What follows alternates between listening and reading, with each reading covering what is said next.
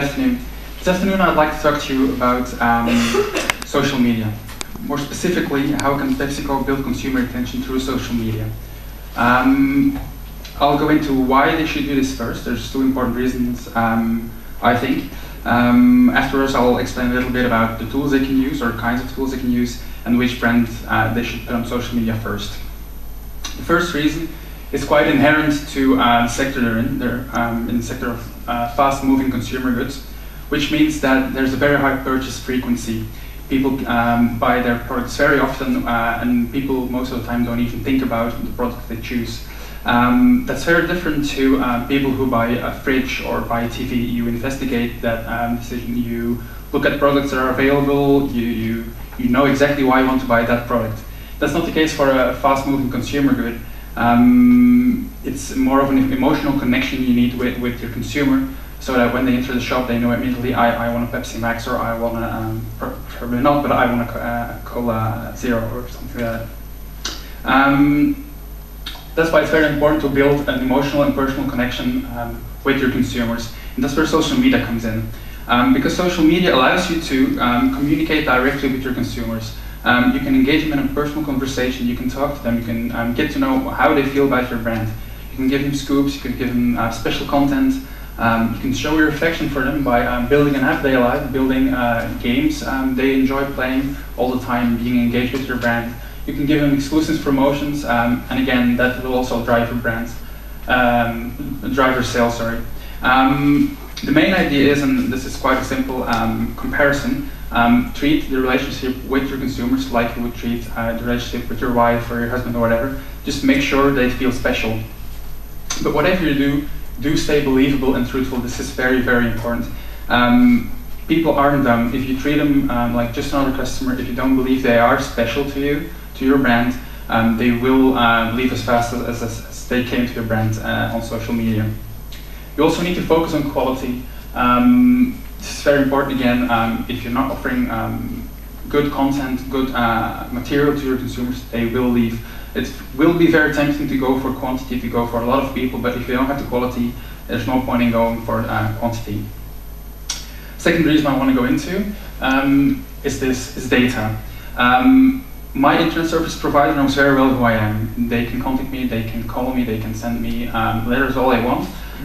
But fast-moving consumer goods producers don't have that luxury. They'll get their information from Nielsen or GfK, and they'll know approximately who I am. They'll know I'm male between 18 and 34. They'll have that information, but they don't know who I am. And again, that's where social media comes in. Social media can give you real consumer data. When you connect to your consumers on social media, you'll get to know exactly who those people are. Not just aggregated data from a small panel, but you'll know exactly how many people you're connected to that have information. You'll know about exactly how many males, how many females, how old they are. Through your communication with those consumers, you'll also get some valuable insights about your brands. Engage them, and you'll learn how they perceive your brand. And that's how social media can leverage your other media. Get that data, get those insights, and use them in your next campaign.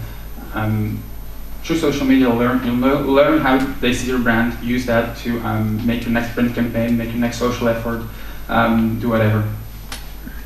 And just a quick idea, why not go, while you're on social media, why not go for social sampling? It's a really simple idea. Don't stop with your field force, just handing out free cans.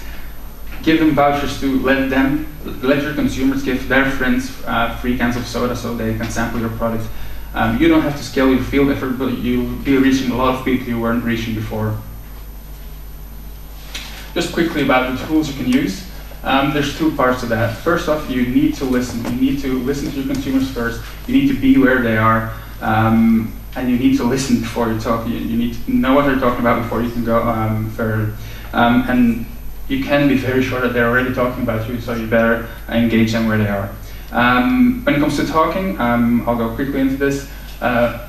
When you're going for a short-term project, integrate modular platforms in social platforms. I mean, make something for Facebook, and make sure that it's really quickly adaptable to be another platform.